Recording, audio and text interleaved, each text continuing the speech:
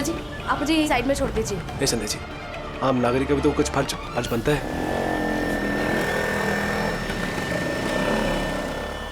जी mummy जी, अब मुझे आपको बहुत बहुत थैंक यू बोलने का मन कर रहा था। आज मैं जो कुछ भी हूँ, अब अपने पैरों पे खड़ी हूँ, वो सिर्फ मेरी मम्मी जी की वजह से।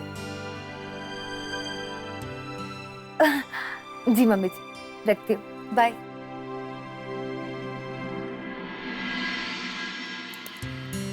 कितनी फिक्र करती है मम्मी जी मेरी। अब इनको कौन बताए कि आज का खाना मैं उनके साथ में ही खाने वाली हूँ।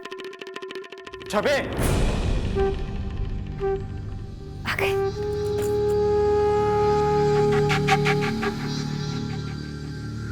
मैंने तुम्हें कल चेक दिया था ना? जी सर। तुमने डिपॉजिट कर दिया बैंक में? नहीं सर, वो कमाल है। मैंने कल ही बता दिया था कि सारे काम छोड़ के पहले ये चेक भेजना है। इसके बाद भी आपने चेक नहीं भेजा। I am really sorry sir. वो मैंने सोचा कि सुना आप लोगों ने?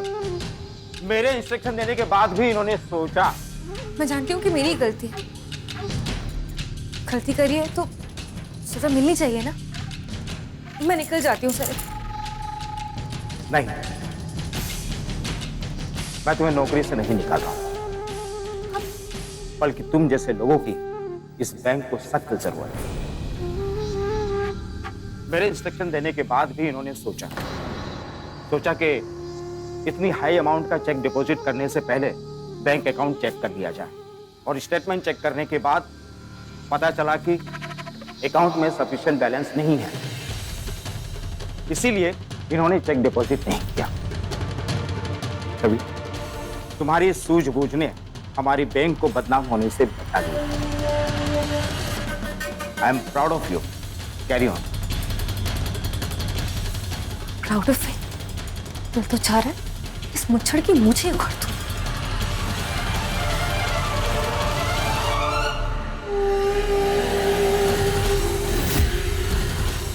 पकड़ो। इतनी जल्दबाजी में कहाँ जा रहे हो तुम? तुम्हें पता है तुमने जो अभी अभी ये स्टंट दिखाया है, उसकी वजह से तुम्हारे साथ चल रहे बाकी के 4 वाहन दुर्घटना का शिकार हो सकते थे। मैडम मुझे बहुत जल्दी जाना, बहुत जरूरी काम है। अच्छा, तुम्हें जल्दी कहीं जाना है, और अगर तुम वहां पहुंचोगे नहीं तब? जो जल्दबाजी जान पर बना है उसे आत्महत्या कहते हैं।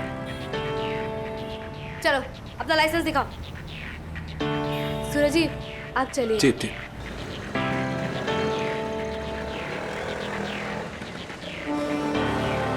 चलो चौकी चलो।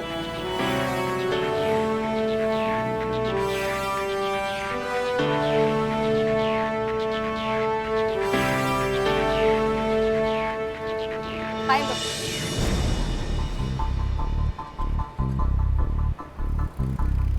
आगे से ध्यान रखना, ट्रैफिक नियमों का पालन करना।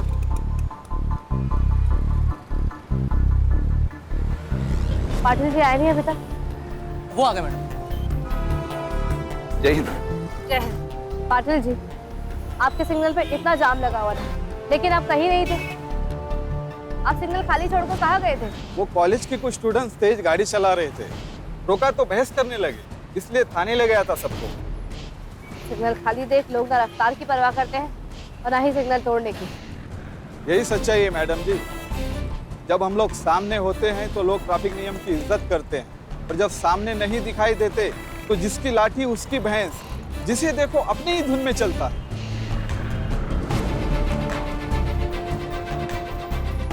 लोगों की इस सोच का समाधान ढूंढना होगा।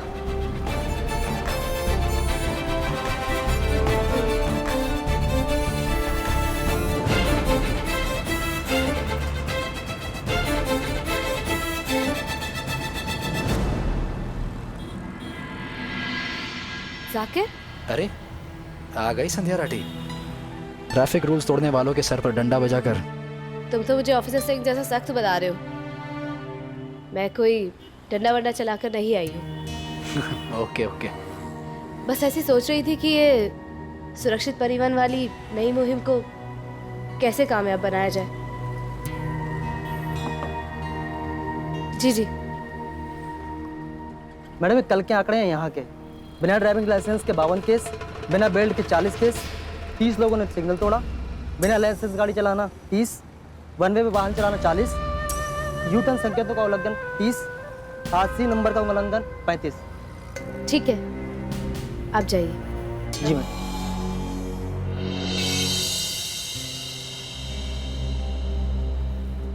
जाकिर, आज तुम यूनिफॉर्म पहन के नहीं आए? हाँ, वो आईपीएस जाकिर आता तो वर्दी में आता, लेकिन अभी तो मैं फिलहाल जाकिर दोस्त बनकर आया हूँ और अपनी दोस्त संध्या से मिलने आया हूँ, तो कैसे भी आ सकता हूँ। बहुत अच्छा किया, मैं भी तुमसे मिलने के लिए ही सोच रही थी। सब कुछ ठीक तो है ना संध्या?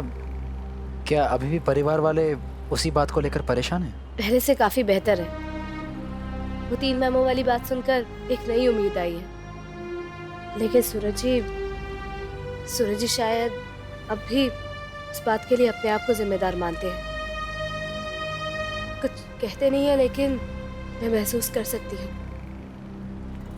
अब यही देखो ना, ये उनका ड्राइविंग लाइसेंस मुझे कूड़ेदान में मिला। लगता है वो ये तय कर चुके हैं कि आगे से फिर कभी भी 4 व्हीलर ड्राइव नहीं करेंगे। ये बात उनके मन में पूरी तरह से घर कर गई है। वो इन सब के लिए अपने आप को दोषी मानते हैं। अगर सूरज जी मेरा साथ नहीं देते तो मेरा ये सपना कभी पूरा नहीं हो पाता। इस सपने का मतलब मुझसे ज्यादा उन्होंने जाना है, और फिर जिंदगी में उन्होंने एक छोटा सा सपना देखा, मुझे लॉन्ग ड्राइव पर लेकर जाने का। वो भी अधूरा रह गया। पर संध्या, ये तो गलत है ना? तुम उनसे बात क्यों नहीं करती? कोई फायदा नहीं होने वाला जाकिर। सूरज जी बहुत ही भावुक इंसान है। जब तक मैं अपना गवाया ओहदा वापस नहीं ले लेती, तब तक वो पछतावे की आग में जलते रहेंगे, अपने आप को ही दोषी मानते रहेंगे। इसलिए मेरे लिए बहुत जरूरी है कि मैं वो 3 टास्क जल्दी से जल्दी पार कर लूं, ताकि मैं अपना वो गवाया ओहदा वापस ले सकूं, अपने परिवार के लिए, अपने सूरज जी के लिए।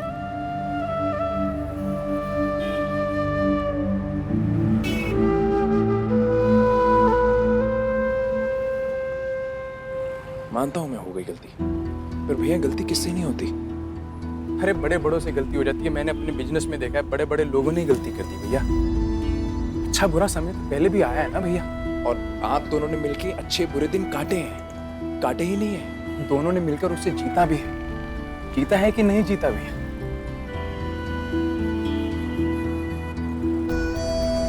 ये वो दिन याद है आपको जब आप घर छोड़कर चले गए थे? मुझे याद है कि भाभो आपको खुद घर वापस लेकर आई थी। क्यों?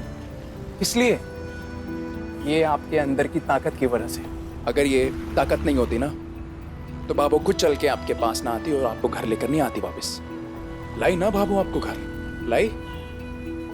लाई ना भैया।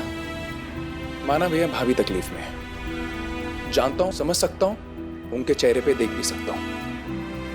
पर भैया मेरा विश्वास कहता है वो दिन दूर नहीं है जब भाभी अपनी काबिलियत से वो खोया हुआ मान सम्मान और ओहदा खुद वापस लेकर आएंगी भैया। और ऐसे में तो भैया आपको उनकी ताकत बनना चाहिए ना। ऐसे में तो आपको उनकी हिम्मत बढ़ानी चाहिए, ताकि ये जो जंग है ना उनकी, ये जो लड़ाई है, उसमें वो जीत सके।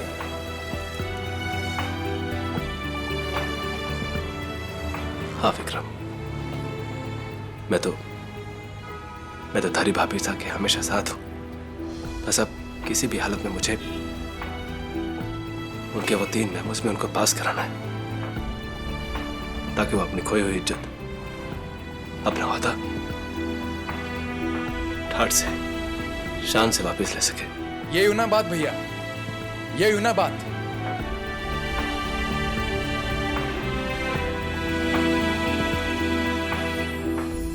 विक्रम। हाँ भैया। मोहित का फोन बनाया क्या? कहाँ रहते हैं वो?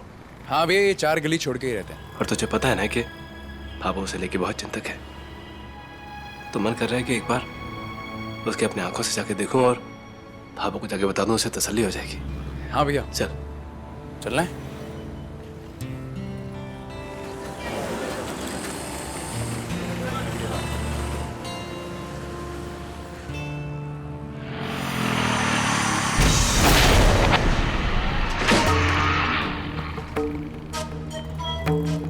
भाई साहब, जरा ध्यान से चलाओ ना।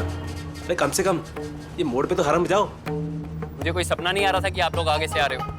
फोन तो आप भी बजा सकते थे। भैया मोहित, ये मोहित की आवाज लग रही है। मोहित है ये अपना।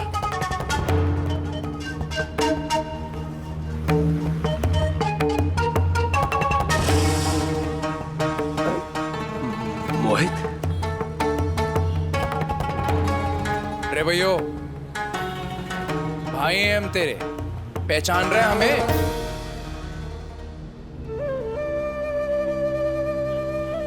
ये बाइक वाइक चला के तू बड़ा जोनी ब्रेम बन रहा है हमारे आगे। ओ, तेरे से बात कर रहे हैं हम। विक्रम शांत रहे। मोहित कैसे है भाई? और ये तुझे कोई नौकरी वोकरी मिल गई क्या? तूने ये बाइक ले ली? अरे भाई मतलब तुझे नौकरी मिल गई है और तूने अपने घर में नहीं बताया। इतना बेशर्म हो गया तू अब, है मोहित? घर में नहीं बताया? चिंता तो होती नहीं हमें ना जैसे तेरी। नौकरी अभी मिली नहीं, लेकिन मिल जाएगी जल्दी। नौकरी नहीं मिली? अरे तो फिर ये मोटरसाइकिल किसकी है? हाँ? ये कहाँ से लेके आया तू? ये बाइक मेरे भाई की है।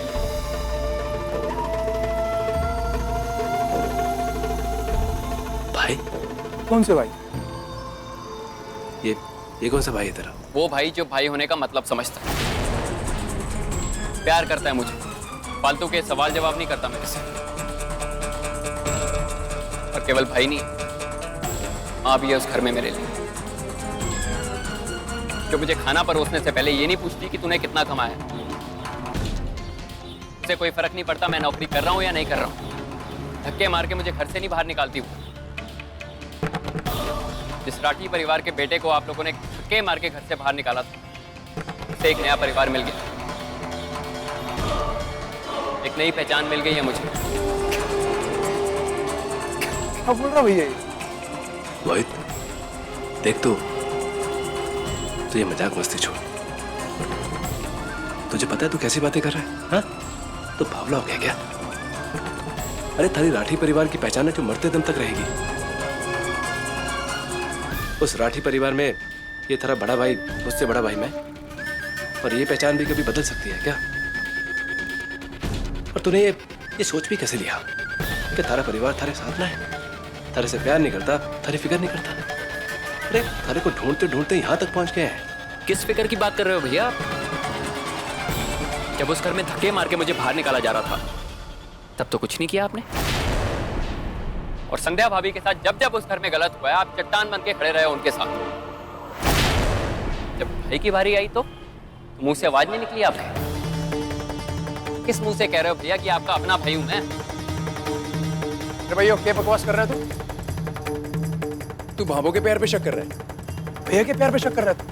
अरे भैया हमसे पूछ, किस तरह दिल पे पत्थर रख के भाभो ने तुझे घर से बाहर निकाला है ताकि तू कुछ बन सके, ताकि तेरा कुछ भला हो जाए, ताकि तू अपने कदमों पे खड़ा हो जाए। तू हम पे चढ़ रहा है? भाई माँ है वो, माँ कभी अपने बेटे के वास्ते ना कभी गलत नहीं सोच सकती। समझ रहा है मेरी बात को तू? तो जानना चाहता है ना तू सूरज भैया उस दिन चुप क्यों रहे? सूरज भैया इसलिए चुप रहे क्योंकि उन्हें थारे भविष्य की फिक्र थी। वो भी चाहते हैं कि मेरा छोटा भाई कुछ बन जाए।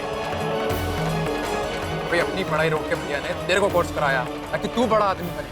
विक्रम भैया, ये जो बड़ी बड़ी बातें कर रहे हो ना आप, अगर मेरी जगह आपको घर से धक्के मार के बाहर निकाला होता ना, तो शायद कुछ ना बोल पाते आप। ये रेपटा मारूंगा इसको भैया मैं।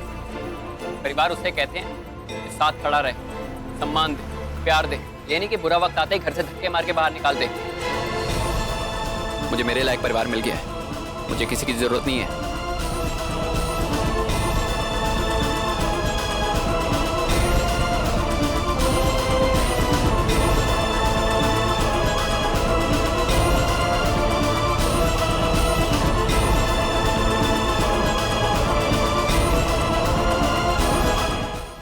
आज सुबह ही सुभाष मार्केट पे खड़े एक ट्रैफिक कांस्टेबल ने मुझे बताया कि कैसे लोग उनके सामने ट्रैफिक नियमों का पालन करते हैं, लेकिन जैसे ही सिग्नल खाली मिलता है लोग अपनी मनमानी करने लगते हैं। ऐसे में हमारी सुरक्षित सड़कें, सुरक्षित परिवहन की मुहिम दो ही सूरतों में कामयाब हो सकती है। पहला ये कि हर एक ट्रैफिक सिग्नल पर एक ट्रैफिक कांस्टेबल को तैनात किया जाए, जो कि तकनीकी रूप से संभव नहीं है। दूसरा ये कि लोग डर से नहीं बल्कि दिल से ट्रैफिक नियमों का पालन करें, और रातों रात लोगों की सोच बदलना भी असंभव है। ऐसे में मैंने एक तीसरा तरीका निकाला है, वही बताने के लिए मैंने ये स्टाफ मीटिंग रखी है। वो तीसरा तरीका है द कार्डबोर्ड कांस्टेबल। अब जाकर जरा वो कार्डबोर्ड लेकर आइए। जी मैम।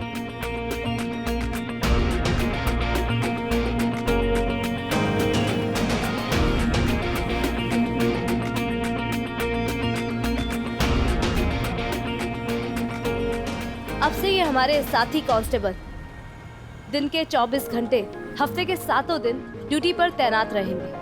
दूर से देखने पे लोगों को लगेगा कि कोई ट्रैफिक कांस्टेबल खड़ा है, और ऐसे में वो डर से ही सही लेकिन ट्रैफिक नियमों का पालन करेंगे। ये मैं एक आज से नया प्रयोग करने जा रही हूँ, इसलिए आज रात को ही ऐसे 3 कटआउट्स शहर के सबसे व्यस्त सिग्नल पर तैनात कर दिए जाए। मुझे उम्मीद है कि इसका नतीजा अच्छा आएगा। आप सभी मिलकर ये कटआउट्स शहर के व्यस्त सिग्नलों पर सही डायरेक्शंस पे लगा दीजिए। बाकी इंस्ट्रक्शंस या बातें मैं इसका नतीजा आने के बाद ही करती हूँ।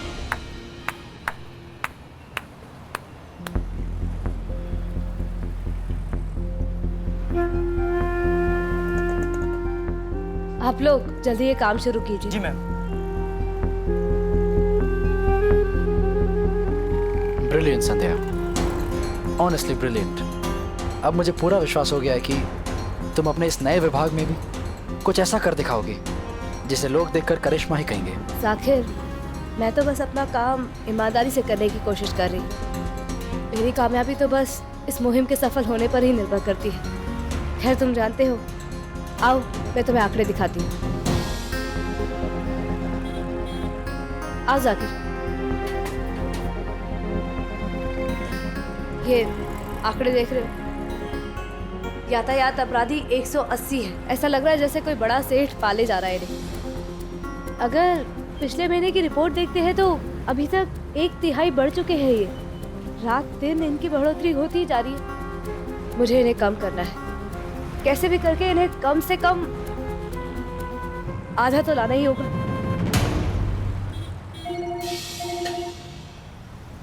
एक मिनट।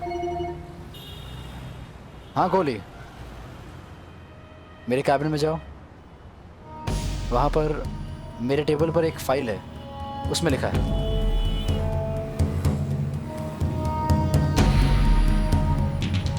80।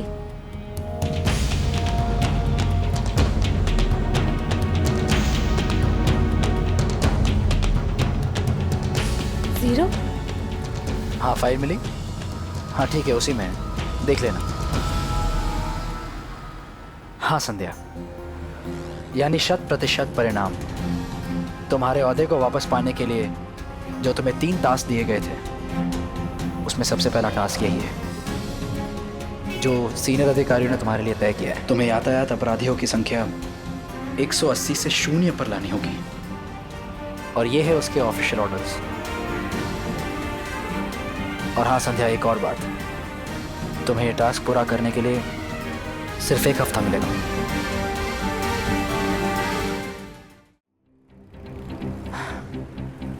संध्या, ये आंकड़ों का ग्राफ तुम्हें 0 पर लाना ही होगा, तभी तुम्हारा ये टास्क सफल टास्क में गिना जाएगा। लेकिन ये कैसे हो सकता है जाकिर? सिर्फ 7 दिन के अंदर ये ग्राफ 180 से 0 पर कैसे आ सकता है? ये कैसे संभव है? आई नो संध्या, पर सूरज जी। संध्या जी, अरे जाकिर जी आप? हाँ, वो ज़रा ऑफिशियल काम से आया था, इसलिए सूरज जी एक बात बताएंगे? अच्छा, मान लीजिए कि आज के ट्रैफिक रूल्स तोड़ने वालों की तादाद 180 है, तो क्या 1 हफ्ते में वो 0 पर नहीं आ सकती?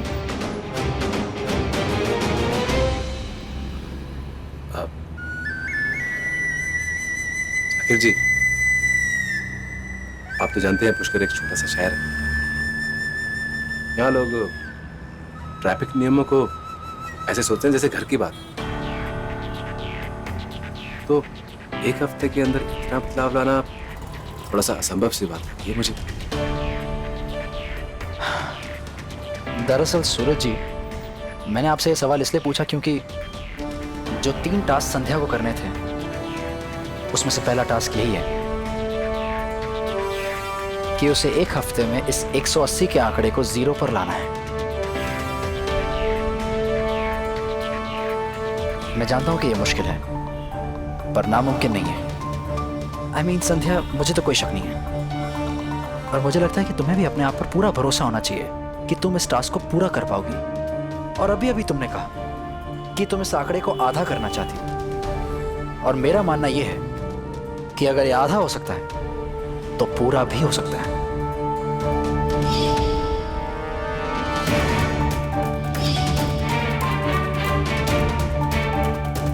आसमान, सम्मान थारे हाथ में भी।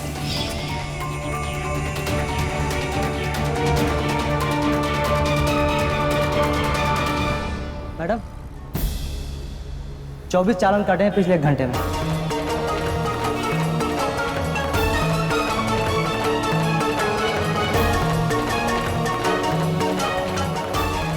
जो आंकड़ा 1 घंटे में 180 से 204 हो गया, वो 1 हफ्ते में 0 कैसे हो पाएगा?